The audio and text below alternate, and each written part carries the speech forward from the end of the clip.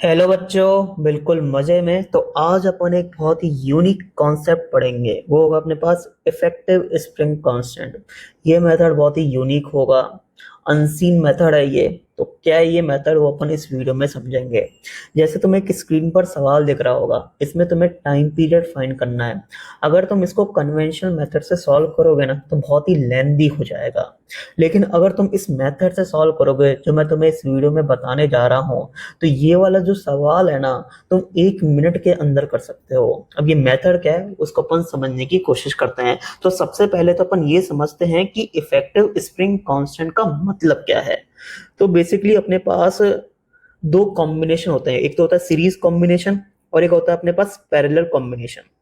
तो पहले अपन series combination की बात कर लेते हैं। तो जैसे कि तुम्हें पता होगा कि अगर तुम इन दो स्प्रिंग को सिंगल स्प्रिंग से रिप्लेस करोगे, तो ये सिंगल स्प्रिंग का जो इफेक्टिव स्प्रिंग कांस्टेंट है वो क्या होता है। तो शायद तुम्हें पता होगा कि 1/k इफेक्टिव की वैल्यू जो तुम लिखोगे, वो 1/k1 प्लस 1/k2 के बराबर होगा। अब ये के इफेक्टिव का मतलब क्या है वो तुम्हें मैं बताने की कोशिश करता हूँ, और ये फॉर्मूला कैसे आता है उसको भी मैं तुम्हें बताने की कोशिश करता हूँ। तो अब तुम देखो, जैसे सपोज ये अपने पास दो केस हैं, तो इसको मैं केस 1 बोल रहा हूँ, इसको मैं केस 2 बोल रहा हूँ। तो केस 1 में मैंने ब्लॉक को लेट सपोज एक्स डिस्प्लेस करा, और केस 2 में भी मैं ब्लॉक को जो डिस्प्लेस कर रहा हूँ ना, वो एक्स ही कर रहा हूँ। तो दोनों केसेस में जो तुम्हारे ब्लॉक पर जो लगने वाला जो फोर्स है ना स्प्रिंग के कारण, वो सेम होना चाहिए। तो block should experience same force in both the cases. तो पहला पॉइंट तो अपने पास ये रहेगा कि ब्लॉक शुड एक्सपीरियंस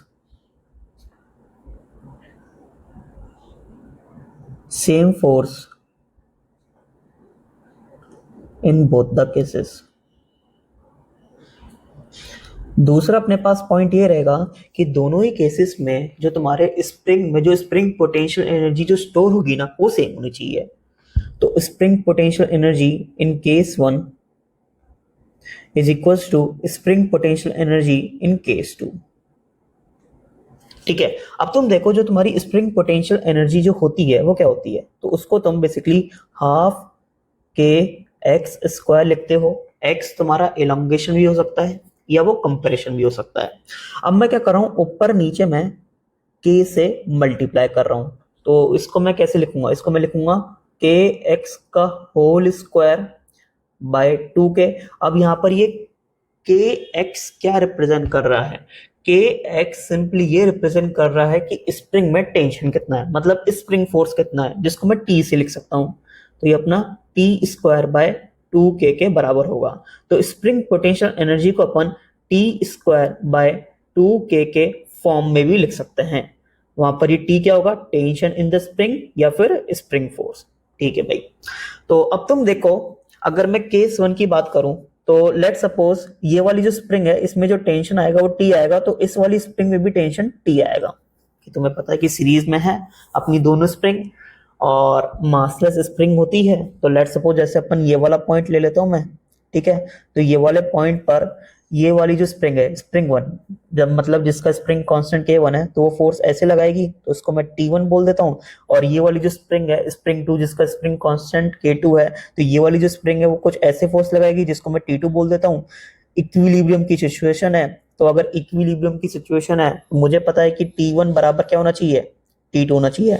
अगर लेट सपोज इक्विलिब्रियम की सिचुएशन भी नहीं होती ना, जब भी तुम्हारा T1 बराबर T2 होता, क्योंकि ये वाला जो पॉइंट है ना तुम्हारा कैसा पॉइंट है, ये मासलेस पॉइंट है। अगर ये तुम्हारा मासलेस पॉइंट है, तो बेसिकली जैसे एफ नेट बराबर तुम एम ए लिखते हो ना, तो एफ नेट बराबर एम ए में तुम्हारा एम तो जीरो के बराबर है, तो एफ नेट तुम्हारा हरदम जीरो होना चाहिए। तो एफ नेट जीरो कब हो सकता है, हरदम जब T1 और T2 हरदम क्या हो, बराबर हो। तो ये वाली स्प्रिंग में जो टेंशन होगा और ये वाली जो स्प्रिंग में जो टेंशन होगा, वो क्या होगा, सेम होगा, जिसको मैं क्या ले रहा हूं, मैं टी ले रहा हूं। ठीक है भाई। तो केस 1 में अगर मैं स्प्रिंग पोटेंशियल एनर्जी लिखना चाहूं सिस्टम की, तो कैसे लिखूंगा मैं, तो इसको मैं लिखूंगा T square by 2K1 plus T square by 2K2।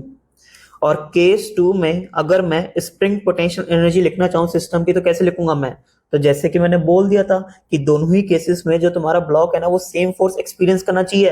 तो अगर पहले वाले केस में अगर वो टेंशन टी एक्सपीरियंस कर रहा है, तो दूसरे वाले केस में भी कितना एक्सपीरियंस करेगा, टी करेगा। तो केस 2 में अगर तुम स्प्रिंग पोटेंशियल एनर्जी लिखना चाहो तो कैसे लिखोगे तुम, उसको लिखोगे तुम T square by 2k effective. अब मुझे पता है कि केस 1 की जो स्प्रिंग पोटेंशियल एनर्जी है और केस 2 की जो स्प्रिंग पोटेंशियल एनर्जी है वो अगर सेम है तो इक्वेट कर देता हूं मैं यार। तो जैसे ही मैं इक्वेट करता हूं, मतलब u of case 1 is equal to u of case 2, तो तुम देखो क्या आ रहा है, T square by 2k1 plus T square by 2k2 is equal to T square by 2k effective. तो T square T square T square cut गया, two two two कट गया, क्या आ रहा है यहाँ से अपने पास आ रहा है 1/k1 plus 1/k2 is equal to 1/k effective. क्या अपना रिजल्ट प्रूफ हो गया क्या, बिल्कुल प्रूफ हो गया, देख सकते हो तुम अपना जो रिजल्ट है बिल्कुल प्रूफ हो चुका है कि यही अपने को प्रूफ करना था, बिल्कुल यही अपने को क्या करना था, प्रूव करना था। तो ये सीरीज कॉम्बिनेशन की मैंने बात कर ली है। अब मैं आता हूं पैरेलल कॉम्बिनेशन में। तो इसको मैं केस 1 बोल रहा हूं, इसको मैं केस 2 बोल रहा हूं, ठीक है। अब मैं जो ब्लॉक को जो डिस्प्लेस कर रहा हूं वो सेम कर रहा हूं, तो इसमें भी एक्स कर रहा हूं, इसमें भी एक्स कर रहा हूं। तो दोनों ही केसेस में जो तुम्हारा ब्लॉक है ना वो सेम फोर्स एक्सपीरियंस करना चाहिए, ठीक है। और दोनों ही केसेस में जो तुम्हारी स्प्रिंग पोटेंशियल एनर्जी है ना सिस्टम की, वो क्या होनी चाहिए, सेम होनी चाहिए, ठीक है भाई। अब तुम देखो, जैसे सपोज तुमने केस 1 में ब्लॉक को x डिस्प्लेस करा, कितना डिस्प्लेस करा, x डिस्प्लेस करा, तो ये जो स्प्रिंग 1 है इसमें जो इलोंगेशन आएगा वो भी x का होगा, और ये जो स्प्रिंग 2 है इसमें भी जो इलोंगेशन आएगा वो तुम्हारे x का आएगा, ठीक है। तो मेरे हिसाब से जो तुम्हारी ये ऊपर वाली जो स्प्रिंग होगी इसमें जो फोर्स आएगा वो तुम्हारा k1x के बराबर होगा, और ये जो नीचे वाली स्प्रिंग होगी इसमें जो फोर्स आएगा वो तुम्हारा k2x के बराबर होगा। तो यहां पर तुम्हारा दोनों स्प्रिंग में जो टेंशन है ना वो सेम नहीं होगा, दोनों स्प्रिंग में सेम क्या होगा, इलोंगेशन सेम होगा। मतलब सीरीज वाले में तुम देखो दोनों स्प्रिंग में तुम्हारा टेंशन सेम है, दोनों स्प्रिंग में इलोंगेशन सेम नहीं होगा, लेकिन पैरेलल की जब मैं बात कर रहा हूं ना तो दोनों स्प्रिंग में तुम्हारा इलोंगेशन सेम है, टेंशन सेम नहीं होगा, ठीक है भाई। तो केस 1 में जो तुम्हारे ब्लॉक पर जो लगने वाला जो फोर्स है ना वो कितना है तुम्हारा k1x प्लस k2x, ठीक है भाई। और केस 2 में तुम्हारे ब्लॉक पर जो लगने वाला फोर्स है उसको क्या लिखोगे तुम, उसको लिखोगे तुम k इफेक्टिव इंटू एक्स। अब मुझे पता है कि दोनों ही केसेस में सेम फोर्स वो एक्सपीरियंस करता है, इसका क्या मतलब है कि k इफेक्टिव इंटू एक्स बराबर k1x प्लस k2x होना चाहिए कि नहीं होना चाहिए बाय डेफिनेशन। तो x x x कट गया, तो k इफेक्टिव कितना आ रहा है, k इफेक्टिव अपने पास आ रहा है k1 प्लस k2। तो मुझे पता है कि पैरेलल में जो अपना k इफेक्टिव होता है वो क्या होता है, k1 प्लस k2 के बराबर होता है। तो ये तो मैंने फोर्स वाले मेथड से कर दिया कि वो सेम फोर्स एक्सपीरियंस करना चाहिए, ठीक है। अब बात करते हैं कि दोनों ही केसेस में जो स्प्रिंग पोटेंशियल एनर्जी है ना वो भी क्या होनी चाहिए, सेम होनी चाहिए भैया। तो अगर मैं केस 1 में स्प्रिंग पोटेंशियल एनर्जी लिखने की कोशिश करूं तो कैसे लिखूंगा। अब तुम देखो यहां पर मैं टी स्क्वायर बाय 2k से नहीं लिखूंगा, यहां पर मैं हाफ के एक्स स्क्वायर वाले कॉन्सेप्ट से स्प्रिंग पोटेंशियल एनर्जी लिखूंगा। क्यों लिखूंगा हाफ के एक्स स्क्वायर वाले से, क्योंकि इलोंगेशन सेम है, इधर इधर तुम्हारा टेंशन सेम नहीं है, ठीक है। सीरीज में तुम्हारा टेंशन सेम होता था तो ये T square T square T square cut जाता था, देखो ये T square T square T square cut जाता था क्योंकि टेंशन सेम था। लेकिन पैरेलल में टेंशन सेम नहीं होगा भाई, इसमें टेंशन और इसमें टेंशन तो अलग अलग होगा ना यार, लेकिन दोनों स्प्रिंग में सेम क्या है तुम्हारा, इलोंगेशन सेम है, तो इसलिए हाफ के एक्स स्क्वायर वाला मेथड यूज करो इधर यार। तो इसमें जब मैं लिखूंगा ना वो क्या लिखूंगा मैं, half k1 x square plus half k2 x square, ठीक है। और केस 2 में क्या हो जाएगी तुम्हारी, केस 2 में तुम्हारी हो जाएगी हाफ के इफेक्टिव एक्स स्क्वायर। तो दोनों क्या होनी चाहिए, बराबर होनी चाहिए, मतलब half k1 x square plus half k2 x square is equal to half k effective into x square. तो मेरे हिसाब से हाफ हाफ हाफ कट गया, x square x square cut गया, तो k इफेक्टिव का वैल्यू कितना आ रहा है, k इफेक्टिव का वैल्यू आ रहा है k1 प्लस k2। तो दोनों ही मेथड से आंसर आ रहा है। तुम टी स्क्वायर बाय 2k से भी लिख सकते हो लेकिन उसका फायदा नहीं होगा, ठीक है। तो मेरे को उम्मीद है कि तुम्हें जो के इफेक्टिव वाला जो कॉन्सेप्ट है ना वो तुम्हें बढ़िया तरीके से समझ आ गया है। अब उस यूनिक मेथड के ऊपर अपन कुछ सवाल सॉल्व कर लेते हैं। अब तुम बोलोगे सर आपने वो यूनिक मेथड तो बताया नहीं। अरे बता दिया यार, वो के इफेक्टिव की डेफिनेशन में ही था। पहले तो मैं तुम्हें बता देता हूँ कि ये जो यूनिक मेथड है ना वो कब एप्लीकेबल होता है। ये एप्लीकेबल जब होता है जब तुम्हारी स्प्रिंग क्या हो, मल्टीपल हो। सिंगल स्प्रिंग भी हो सकती है और मल्टीपल स्प्रिंग भी हो सकती है। ठीक है, पुली तुम्हारी क्या हो, आइडियल हो और सिंगल ब्लॉक सिस्टम हो। मल्टीपल ब्लॉक सिस्टम नहीं, सिंगल ब्लॉक सिस्टम हो। ठीक है, तो जब ये वाला मेथड क्या है, एप्लीकेबल है। तो जैसे सपोज ये अपने पास क्वेश्चन है, इसमें तुम्हें क्या फाइंड आउट करना है, टाइम पीरियड फाइंड आउट करना है। ठीक है, तो तुम नॉर्मल कन्वेंशनल मेथड से भी टाइम पीरियड को फाइंड आउट कर सकते हो। ठीक है, लेकिन उसमें कांस्टेंट रिलेशन का यूज होगा। अब इस वाले क्वेश्चन में तुम देखो कांस्टेंट रिलेशन लगाना बहुत आसान है, लेकिन इस वाले में लगाने में जान आ जाएगी। तो मैं कांस्टेंट रिलेशन का यूज नहीं करना चाहता, मैं किसी दूसरे मेथड से सॉल्व करना चाहता हूँ। वो मेथड ही मैं तुम्हें बताने जा रहा हूँ। अब तुम देखो, इस पूरे सिस्टम को है ना तुम इससे रिप्लेस कर सकते हो। किससे? इससे।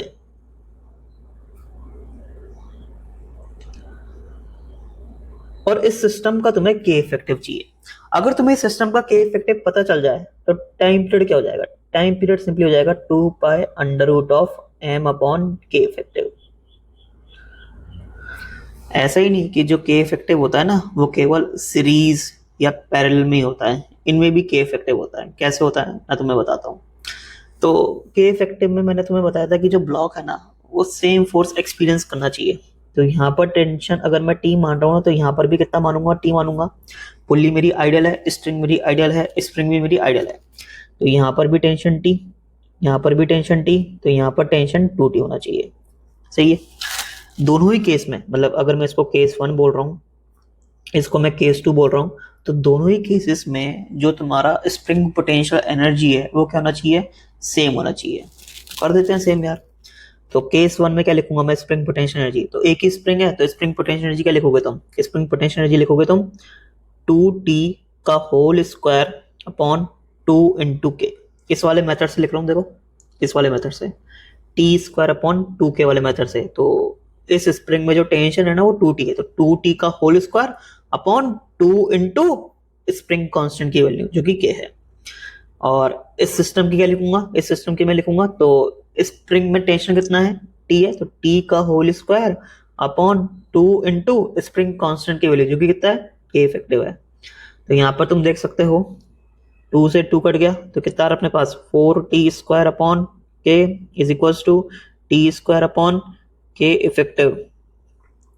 तो यहाँ पर तुम देखो टी स्क्वायर कट गया, तो यहाँ से जो अपने पास के इफेक्टिव का वैल्यू आ रहा है वो कितना आ रहा है, वो अपने पास आ रहा है k/4। तो जो अपने पास टाइम पीरियड आएगा वो कितना आएगा, टाइम पीरियड अपने पास आएगा 2 pi under root of m upon k effective जो कि कितना है, k/4 है। कितना आ रहा है ये, 2 pi under root of 4m/k। तो ये अपने पास क्या है, आंसर है टाइम पीरियड का। देखो कितनी आसानी से सॉल्व हो गया, कोई कांस्टेंट रिलेशन का अपन ने यूज ही नहीं करा। ठीक है, तो चलो यहाँ पर तो तुम नॉर्मल वे से भी सॉल्व कर लेते, आंसर आ जाता। इसमें लगाना नॉर्मल वे, हालत खराब हो जाएगी। तो इस पूरे सिस्टम को मैं इससे रिप्लेस कर सकता हूँ। बस इस स्प्रिंग का मेरे को क्या चाहिए, स्प्रिंग कांस्टेंट चाहिए जिसको मैं के इफेक्टिव बोल रहा हूँ। तो के इफेक्टिव निकालने की कोशिश करता हूँ। तो यहाँ पर टेंशन में टी मान रहा हूँ, तो यहाँ पर भी कितना मानूंगा मैं, टी मानूंगा। मुझे पता है कि स्प्रिंग मेरी आइडियल है, स्ट्रिंग मेरी आइडियल है, पुली मेरी आइडियल है। तो यहाँ पर भी टेंशन कितना होगा, टी होगा। यहाँ पर भी टी, यहाँ पर भी टी, तो यहाँ पर कितना होना चाहिए, 2T होना चाहिए। इसको मैं केस 1 बोल रहा हूँ, इसको मैं केस 2 बोल रहा हूँ। अगर मेरे को एक बार के इफेक्टिव पता चल जाता है तो टाइम पीरियड क्या हो जाएगा मेरा, 2 pi under root of m upon k effective. तो यहाँ पर तुम देख सकते हो केस 1 में जो तुम स्प्रिंग पोटेंशियल एनर्जी लिखोगे क्या लिखोगे, तो 3 टर्म्स आएंगे क्योंकि स्प्रिंग कितनी है, 3 है। तो सबसे पहले मैं इस वाली स्प्रिंग में लिखता हूँ, तो क्या लिखूंगा मैं, टेंशन का स्क्वायर मतलब 2T का whole square upon 2 into K1। ठीक है, स्प्रिंग 2 में लिखते हैं अपन, तो क्या लिखूंगा मैं, T का whole square upon 2 × K2। Spring 3 में लिखते क्या लिखेंगे, T का होल स्क्वायर अपॉन 2 × K3। और ये केस 2 में क्या हो जाएगी, केस 2 में अपने पास हो जाएगी T का whole square upon 2 × K effective. तो यहाँ से तुम देख सकते हो 2 2 2 2 कट गया है, T square T square T square T square भी कट जाएगा, तो मेरे हिसाब से बचेगा 4/K1 plus 1/K2 plus 1/K3। ये अपने किसके बराबर है, 1/K इफेक्टिव के बराबर है। तो अपने पास जो टाइम पीरियड है वो क्या है, 2π√m/K इफेक्टिव। और K इफेक्टिव की वैल्यू तुम्हें यहाँ से पता है, तो तुम्हारा आंसर भी निकल गया। देखो कोई कांस्टेंट रिलेशन का अपन ने यूज नहीं करा, फिर भी अपना जो आंसर है ना वो फटाफट आ चुका है। जैसे अभी ये वाला क्वेश्चन है, देखने में बहुत ही भयानक है, कांस्टेंट रिलेशन का यूज करोगे ना तो पक्का से पक्का गलती कर दोगे। तो इस पूरे सिस्टम को मैं इससे रिप्लेस कर सकता हूँ, बिल्कुल कर सकता हूँ इससे रिप्लेस यार। बस इस स्प्रिंग का मेरे को क्या चाहिए, स्प्रिंग कांस्टेंट चाहिए जिसको मैं के इफेक्टिव बोल रहा हूँ। तो टाइम पीरियड क्या हो जाएगा, टाइम पीरियड हो जाएगा अपने पास 2π√m/K इफेक्टिव। तो यहाँ पर तुम देखो, यहाँ पर मैं टेंशन टी मान रहा हूँ, तो यहाँ पर भी कितना मानूंगा मैं, टी मानूंगा। तो यहाँ पर कितना हो जाएगा, T/2 हो जाएगा। यहाँ पर भी कितना होगा, T/2 होगा, क्योंकि स्प्रिंग स्ट्रिंग पुली सब क्या है, आइडियल है। यहाँ पर कितना होगा, T/4 हो जाएगा। यहाँ पर भी कितना होगा, T/4 हो जाएगा। यहाँ पर भी कितना है, T/4 है। तो यहाँ पर कितना होगा, T/2 होगा।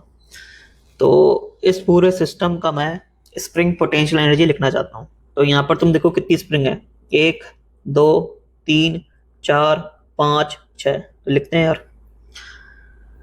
तो सबसे पहले मैं इसकी लिख रहा हूँ, तो इसकी क्या लिखूंगा मैं, इसकी मैं लिखूंगा बेसिकली T²/2 × K। फिर मैं इसकी लिख रहा हूँ, इसकी क्या लिखूंगा मैं, T/2 का होल स्क्वायर अपॉन 2 × 2K। फिर मैं इसकी लिख रहा हूँ, इसकी क्या लिखूंगा मैं, T/2 का होल स्क्वायर अपॉन 2 × 3K। फिर मैं इसकी लिख रहा हूँ, तो इसकी क्या लिखूंगा मैं, इसकी मैं लिखूंगा T/4 का होल स्क्वायर अपॉन 2 × 4K। फिर मैं इसकी लिख रहा हूँ, किसकी, इसकी। तो इसकी क्या लिखूंगा मैं, T/4 का होल स्क्वायर अपॉन 2 × 5K। फिर मैं इसकी लिख रहा हूँ, किसकी, इसकी। तो इसकी क्या लिखूंगा मैं, T/2 का होल स्क्वायर अपॉन 2 × 6K। और इस वाले की जो स्प्रिंग पोटेंशियल एनर्जी है वो क्या हो जाएगी, वो हो जाएगी अपने पास T²/2K इफेक्टिव। तो यहाँ पर तुम K इफेक्टिव का जो वैल्यू है ना वो K के टर्म्स में फाइंड आउट कर सकते हो, और एक बार वो तुम्हें पता चल गया तो फिर तुम्हें टाइम पीरियड भी पता चल जाएगा। देखो अब ये वाला जो सवाल है ना देखने में बहुत भयानक है, लेकिन इस वाले मेथड से तुम आसानी से आंसर निकाल सकते हो। जैसे अगले वाले सवाल पर आते हैं, तो ये वाला सवाल भी कोई आसान सवाल नहीं है, लेकिन अपन बहुत ही आसानी से कर सकते हैं। तो पूरे सिस्टम को मैं इससे रिप्लेस कर सकता हूँ, बिल्कुल कर सकता हूँ इससे रिप्लेस में। बस यहाँ पर जो अपने पास स्प्रिंग है ना उसका क्या चाहिए अपने को, स्प्रिंग कांस्टेंट की वैल्यू चाहिए जिसको मैं के इफेक्टिव बोल रहा हूँ, ठीक है। तो यहाँ पर टेंशन में टी बोल रहा हूँ, तो यहाँ पर भी कितना बोलूंगा मैं, टी बोलूंगा। तो यहाँ पर कितना बोलूंगा मैं, 2t बोलूंगा। यहाँ पर मेरा टी, यहाँ पर मेरा टी, तो यहाँ पर मेरा 2t, यहाँ पर टी, यहाँ पर कितना होगा 2t, यहाँ पर टी, तो यहाँ पर कितना होगा 2t, यहाँ पर टी, तो यहाँ पर भी टी, तो यहाँ पर कितना होगा अपने पास 2t। तो बस अब कर लो यार। तो अगर मैं इस सिस्टम की जो स्प्रिंग पोटेंशियल एनर्जी लिखने की कोशिश करूँ तो क्या लिखूंगा, तो एक तो ये स्प्रिंग है, एक ये स्प्रिंग है, एक ये स्प्रिंग है, एक ये स्प्रिंग है, एक ये स्प्रिंग है और एक ये स्प्रिंग है। तो क्या लिखूंगा मैं लिखूंगा बेसिकली 2t का whole square upon 2k1 plus 2t का whole square upon 2k2 plus 2t का whole square upon 2k3 plus 2t का whole square upon 2k4 plus 2t का whole square upon 2k5 plus t का whole square upon 2k6। और ये किसके बराबर होगा, ये तुम्हारा बराबर होगा इस वाले सिस्टम की स्प्रिंग पोटेंशियल एनर्जी के बराबर, जो कि कितना है अपने पास t का whole square upon 2k effective. तो यहाँ से तुम के इफेक्टिव का वैल्यू निकाल सकते हो, ये K1 K2 K3 K4 K5 K6 के टर्म्स में। और अगर तुम्हें एक बार ये पता चल जाता है तो तुम्हारा टाइम पीरियड क्या हो जाएगा, टाइम पीरियड तुम्हारा हो जाएगा सिंपली 2π√m/K इफेक्टिव। देखो कितनी आसानी से तुम्हारा आंसर आ चुका, देखो कितनी आसानी से अपन क्वेश्चनों को सॉल्व कर रहे हैं। चलो यार अगला क्वेश्चन करते हैं। तो इसमें भी अपन को टाइम पीरियड फाइंड करना है for the small vertical oscillation. तो यहाँ पर ये स्मॉल वर्टिकल ऑस्किलेशन इसलिए बोल रहा है ताकि ये जो थीटा है ना, इसमें कुछ ज़्यादा चेंजेस ना हो। थीटा अपना लगभग थीटा के ही बराबर हो, मतलब ये जो स्प्रिंग है और ये जो स्ट्रिंग है ना, वो जो हॉरिजॉन्टल से जो एंगल मेंटेन कर रही है ना, वो थीटा ही रहे। तो इसलिए स्मॉल वर्टिकल ऑस्किलेशंस की बातें कर रहा है, ताकि थीटा रिमेन फिक्स। ठीक है भाई। अब इस पूरे सिस्टम को भी मैं इससे रिप्लेस कर सकता हूं, कोई दिक्कत वाली बात नहीं है। बस मुझे इस स्प्रिंग का क्या चाहिए, बेसिकली स्प्रिंग कांस्टेंट चाहिए, जिसको मैं के इफेक्टिव बोल रहा हूं। और फिर टाइम पीरियड क्या हो जाएगा मेरा, 2π√m/K इफेक्टिव। तो जैसे कि मैं बोलते आ रहा हूं, अगर मैं यहाँ पर टेंशन टी मान रहा हूं तो यहाँ पर भी टेंशन में कितना मानूंगा, टी मानूंगा। ठीक है। अब तुम देखो इधर, अब ये जो अपने पास स्प्रिंग है और ये जो अपने पास स्ट्रिंग है, ये कनेक्टेड है, और स्प्रिंग और स्ट्रिंग अपनी आइडियल है, तो दोनों में टेंशन अपना सेम ही रहेगा। तो इधर टेंशन मैं टी डैश बोल रहा हूं, तो इधर भी कितना बोलूंगा मैं, टी डैश बोलूंगा। ठीक है। अब तुम देखो, ये वाला जो अपने पास एंगल है, कौन सा वाला एंगल, ये वाला जो अपने पास एंगल है वो कितना होगा, तो ये मेरे हिसाब से होना चाहिए 90 माइनस थीटा। तो ये वाला भी कितना होगा, 90 माइनस थीटा होगा कि नहीं होगा, क्योंकि ये 90 डिग्री है, ये भी कितना होगा, 90 डिग्री होगा। या तुम ऐसे ही बोल सकते हो कि अगर मैं कैसे हॉरिजॉन्टल लाइन बनाता हूं तो ये वाला एंगल अपने पास थीटा आएगा, ये वाला भी एंगल अपने पास थीटा आएगा। अब इस टी डैश के मैं कंपोनेंट कर रहा हूं बेसिकली हॉरिजॉन्टल और वर्टिकल में। तो तुम देखो, ये टी डैश अपना ऐसे लग रहा है, ये भी टी डैश अपना ऐसे लग रहा है। मुझे पता है कि ये वाला एंगल थीटा है, ये वाला एंगल भी थीटा है, और एक अपना टी ऐसे लग रहा होगा। मुझे पता है कि यहाँ पर जो तुम्हारा नेट फोर्स है वो कितना होना चाहिए, 0 होना चाहिए भाई। इस पुल्ली पर, ये जो तुम्हारे पास पुल्ली है ना, इस पुल्ली पर जो तुम्हारा नेट फोर्स होगा वो 0 होगा। नेट फोर्स 0 क्या होगा, क्योंकि पुल्ली कैसी तुम्हारी मासलेस है, तो इसलिए नेट फोर्स इस पर 0 होना चाहिए। तो टी डैश के कंपोनेंट कर दो यार, कौन सी बड़ी बात है कंपोनेंट करने में। ठीक, कितना आएगा अपने पास, टी डैश कॉस थीटा, ये कितना आएगा अपने पास, टी डैश साइन थीटा, ये टी डैश कॉस थीटा, और फिर वर्टिकल में टी डैश साइन थीटा। तो इसलिए मैं इंटू 2 कर देता हूँ। तो ये टी डैश कॉस थीटा और T dash cos theta cancel out हो गए, तो टी का वैल्यू कितना आ रहा है अपने पास, 2 टी डैश साइन थीटा। सही है। अब तुम देखो, तुम इस सिस्टम की स्प्रिंग पोटेंशियल एनर्जी लिखो। इसको मैं केस 1 बोल रहा हूँ, इसको मैं केस 2 बोल रहा हूँ। तो केस 1 में तुम इस सिस्टम की स्प्रिंग पोटेंशियल एनर्जी लिखो। क्या लिखोगे तुम, तो स्प्रिंग में जो टेंशन है ना वो टी डैश है, तो क्या लिखोगे बेसिकली, टी डैश का होल स्क्वायर अपॉन 2k। और इस सिस्टम की क्या लिखोगे, T square upon 2k effective. तो 2 से 2 तो कट गया है। ठीक है। और टी डैश की वैल्यू कितनी है टी के टर्म्स में, तो टी डैश को तुम टी अपॉन 2 साइन थीटा तो लिख ही सकते हो ना। तो यहाँ पर क्या लिख दूंगा basically, T upon 2 sine theta का whole square upon k is equals to T square upon k effective. तो यहाँ से तुम देख सकते हो कि जो तुम्हारा के इफेक्टिव का जो वैल्यू आ रहा होगा वो कितना आएगा, तो टी स्क्वायर और टी स्क्वायर कैंसिल आउट हो जाएगा। तो मेरे हिसाब से के इफेक्टिव का जो वैल्यू आना चाहिए वो कितना आना चाहिए तुम्हारे पास, 4 साइन स्क्वायर थीटा इंटू के। तो मेरे हिसाब से ये तुम्हारा के इफेक्टिव का वैल्यू आ रहा है। तो टाइम पीरियड क्या हो जाएगा, टाइम पीरियड तुम्हारा हो जाएगा फिर 2π√m के इफेक्टिव, कितना है वो, 4k साइन स्क्वायर थीटा। तो ये तुम्हारा टाइम पीरियड है। देखो कितनी आसानी से अपन ने निकाल लिया है ये। एक और सवाल करते हैं। तो ये वाला सवाल भी बहुत ही आसानी है। ठीक है। स्प्रिंग वगैरह सब अपनी आइडियल है, और पुली भी कैसी आइडियल है, स्मॉल वर्टिकल ऑस्किलेशंस की बात कर रहा है। किस लिए कर रहा होगा स्मॉल वर्टिकल ऑस्किलेशंस की बात है, ताकि जो अपना थीटा है ना वो अपना ज्यादा चेंज ना हो, मतलब थीटा अपना फिक्स रहे। तो इस पूरे सिस्टम को मैं बेसिकली इससे रिप्लेस कर सकता हूँ। सही है।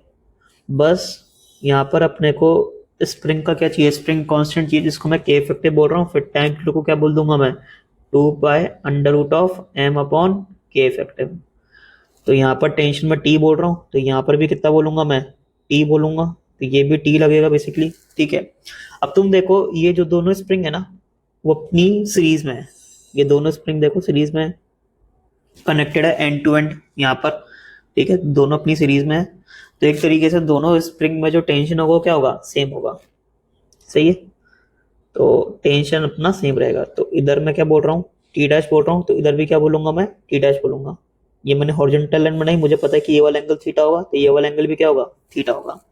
तो वही सेम रिलेशन दोबारा कि अपने पास 2t डैश साइन थीटा अपना t के बराबर आना चाहिए। तो t डैश का वैल्यू कितना है अपने पास, t/2 साइन थीटा।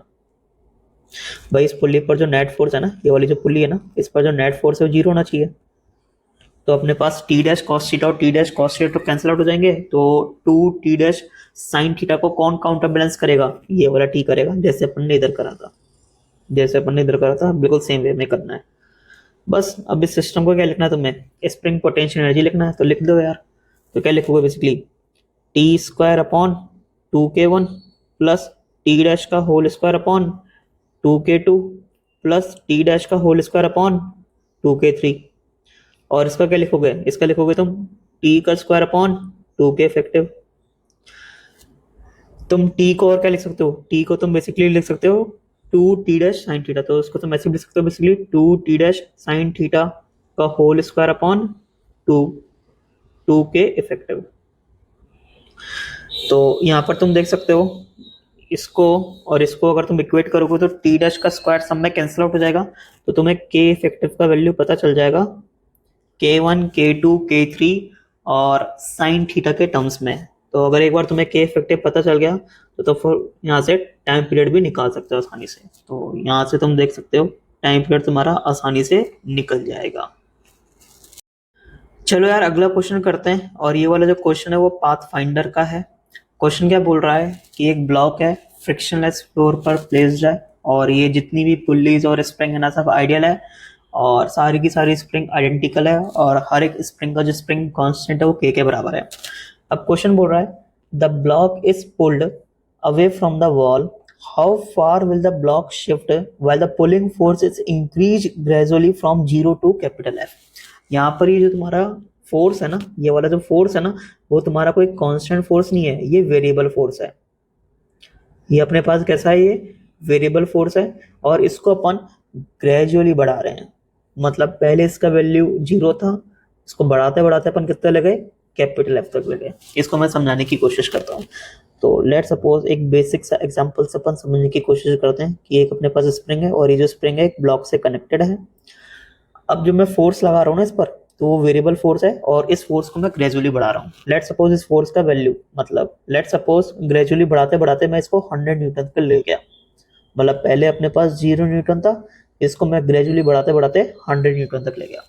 तो ग्रेजुअली का मतलब होगा बेसिकली स्लो, बहुत ही धीरे धीरे, वेरी स्लो, वेरी स्लो। मतलब बहुत ही धीरे धीरे तुम क्या कर रहे हो, फोर्स को बढ़ा रहे हो। ठीक है, तो मतलब हर इंस्टेंट इस ब्लॉक का जो वेलोसिटी है वो कितना होगा, 0 होगा। हर इंस्टेंट इस ब्लॉक का जो एस्केलेशन होगा 0 होगा। हर इंस्टेंट इस ब्लॉक पर जो लगने वाला जो नेट फोर्स है कितना होना चाहिए, 0 होना चाहिए। आ रहा है तुम्हें समझ। तो जैसे सपोज जब F का वैल्यू 0 न्यूटन होगा, तो तुम देखो अगर मैं ब्लॉक का एफ बी बनाऊं, तो इस तरफ तो तुम्हारा F लग रहा होगा और इस तरफ तुम्हारा KX लग रहा होगा। तो जब तुम्हारा F का वैल्यू 0 है तो KX का वैल्यू भी कितना होगा, 0 होगा। जब तुम्हारा F का वैल्यू 1 न्यूटन हो जाएगा तो KX का वैल्यू भी कितना हो जाएगा, तुम्हारा 1 न्यूटन हो जाएगा। जब तुम्हारा F का वैल्यू 100 न्यूटन हो जाएगा तो KX का वैल्यू भी कितना हो जाएगा, तुम्हारा 100 न्यूटन हो जाएगा। आ रहा है तुम्हें समझ।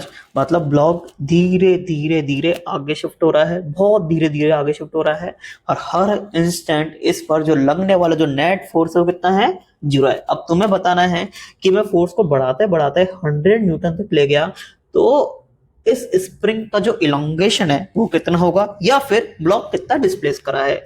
तो जब मैं इसको बढ़ाते बढ़ाते 100 न्यूटन तक ले गया तो इसको काउंटर बैलेंस कौन करेगा, स्प्रिंग फोर्स ही तो करेगा। तो ये दोनों बराबर हो जाने चाहिए, तो x का वैल्यू कितना आ जाएगा अपने पास फिर 100/k आ जाएगा। तो ये तुम्हारा कोई कांस्टेंट फोर्स नहीं है, ये वेरिएबल फोर्स है और जिसको मैं धीरे धीरे बढ़ा रहा हूं। ठीक है, अब मुझे पता है कि इस पूरे सिस्टम को मैं ऐसे रिप्लेस कर सकता हूं जो मैं करते आया हूं। सही है, इसको मैं ऐसे रिप्लेस कर लूंगा। बस मुझे इस स्प्रिंग का स्प्रिंग कांस्टेंट पता चल जाए और इस स्प्रिंग का स्प्रिंग कांस्टेंट निकालना अपने को आता है। निकालने की कोशिश करते हैं। तो तुम देखो इधर, मेरे को बेसिकली इसको इससे रिप्लेस करना है, तो करने की कोशिश करते हैं। तो तुम देखो यहां पर जो मैं टेंशन है ना वो मैं टी मान रहा हूं। ठीक है, या फिर ऐसा करते हैं, इधर टेंशन टी नहीं मानते अपन, इधर टेंशन टी मान लेते हैं, कोई फर्क नहीं पड़ता। तो इधर टेंशन टी है तो इधर भी टेंशन टी होगा, तो इधर भी टेंशन टी होगा, क्योंकि स्प्रिंग अपनी आइडियल है और पुली भी अपनी आइडियल है और स्प्रिंग भी अपनी आइडियल है, सब चीज आइडियल है। ठीक है, तो यहाँ पर कितना होगा 2t होगा और यहाँ पर भी कितना होगा 2t होगा। तो यहाँ पर तुम देखो इस ब्लॉक पर जो लगने वाला जो टोटल फोर्स है ना वो कितना है तुम्हारा 3t के बराबर है। कितना, ये 3t के बराबर है। तो यहाँ पर ही मैं कितना मानूंगा 3t मानूंगा। ठीक है, क्योंकि जो ब्लॉक है ना वो सेम फोर्स एक्सपीरियंस करना चाहिए। तो अब मैं क्या करूंगा के इफेक्टिव निकालने के लिए पोटेंशियल एनर्जी को क्या कर दूंगा इक्वेट कर दूंगा। तो पहले मैं इसकी फाइंड आउट कर लेता हूँ। हर एक स्प्रिंग का जो स्प्रिंग कांस्टेंट है वो कितना है के बराबर है। और कितनी स्प्रिंग है अपने पास 4 स्प्रिंग है, तो निकाल लेते हैं यार। तो इसको मैं 1 बोल रहा हूँ, इसको मैं 2 बोल रहा हूँ, इसको मैं 3 बोल रहा हूँ, इसको मैं 4 बोल रहा हूँ। तो अब मैं स्प्रिंग पोटेंशियल एनर्जी लिखने की कोशिश करता हूँ। तो सबसे पहले स्प्रिंग 1 तो क्या लिखूंगा मैं 2t का होल स्क्वायर अपॉन 2 इंटू के। फिर स्प्रिंग 2 क्या लिखूंगा मैं t का होल स्क्वायर अपॉन 2 इंटू के। फिर स्प्रिंग 3 का क्या लिखूंगा मैं t का होल स्क्वायर अपॉन 2 इंटू के। फिर स्प्रिंग फोर्स का क्या लिखूंगा मैं 2t का होल स्क्वायर अपॉन 2 इंटू के। तो ये अपने पास इस वाले सिस्टम का स्प्रिंग पोटेंशियल एनर्जी है। इस वाले सिस्टम का स्प्रिंग पोटेंशियल एनर्जी क्या होगा 3t का होल स्क्वायर अपॉन 2 इंटू के इफेक्टिव। तो यहाँ से के इफेक्टिव निकालने की एक बार अपन कोशिश करते हैं। तो क्या आएगा ये 4t square upon 2k plus T square upon 2k plus T square upon 2k plus 4t square upon 2k किसके बराबर हो गई 9t square upon 2k effective. तो यहाँ से तुम देख सकते हो T square T square T square T square T square cancel out हो गया, 2 2 2 2 2 भी कैंसिल आउट हो गया। तो क्या आ रहा अपने पास ये 4/k plus 1/k plus 1/k plus 4/k किसके बराबर है ये 9/k इफेक्टिव के बराबर है। तो मेरे हिसाब से k इफेक्टिव कितना आना चाहिए, k इफेक्टिव मेरे हिसाब से 9k बाय 10 आना चाहिए। तो ये अपने पास k इफेक्टिव होगा। तो ये जो k इफेक्टिव आ रहा है वो कितना आ रहा है अपने पास 9k/10। अब तुम्हें ये पता लगाना है कि ये जो ब्लॉक है ना वो कितना डिस्प्लेस हुआ है। तो जितना तुम्हारा ब्लॉक डिस्प्लेस होगा उतना ही तुम्हारा स्प्रिंग में क्या आएगा बेसिकली इलोंगेशन आएगा। और मुझे पता है कि हरदम तुम्हारा जो ब्लॉक पर जो नेट फोर्स है कितना होगा 0 होगा। तो जब तुम्हारा ये जो फोर्स है वो बढ़ते बढ़ते कैपिटल F हो जाएगा तो स्प्रिंग में जो इलोंगेशन मैं x बोल रहा हूँ तो स्प्रिंग फोर्स कितना हो जाएगा फिर k इफेक्टिव इंटू एक्स, मतलब F बराबर 9k/10 इंटू एक्स।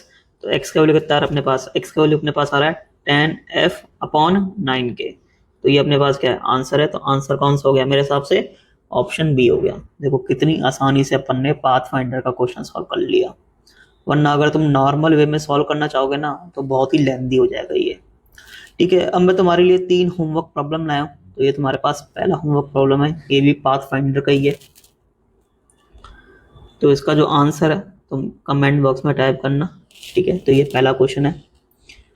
ये तुम्हारा दूसरा क्वेश्चन है, ये भी तुम्हारे पाथ फाइंडर का ही है। और ये तुम्हारा तीसरा क्वेश्चन है, ये किसी मटेरियल का है, देखने में बहुत ही टफ लग रहा होगा लेकिन है नहीं। बेसिकली ये के इफेक्टिव का जो कॉन्सेप्ट है ना तुम्हें यूज करना है, इस पूरे सिस्टम को तुम्हें बेसिकली इससे रिप्लेस कर देना है। और इस सिस्टम का एक बार अगर तुम्हें के इफेक्टिव पता चल गया तो टाइम पीरियड क्या जाएगा तुम्हारा 2 pi under root of m upon k effective. तो अल्टीमेटली k इफेक्टिव निकालना है, और एक बार k इफेक्टिव पता चल गया तो टाइम पीरियड भी तुम्हें पता चल जाएगा। तो तुम्हें इसका आंसर भी आ जाएगा। तो इसका आंसर कमेंट बॉक्स में टाइप करना, मैंने ऑप्शंस भी दे रखे हैं। तो मुझे उम्मीद है कि तुम्हें ये जो वीडियो है बिल्कुल बढ़िया तरीके से समझ आया होगा। फिर भी अगर तुम्हें कोई डाउट है तो तुम कमेंट बॉक्स में टाइप कर सकते हो, मैं जल्दी से जल्दी रिप्लाई करने की कोशिश करूँगा। Thank you.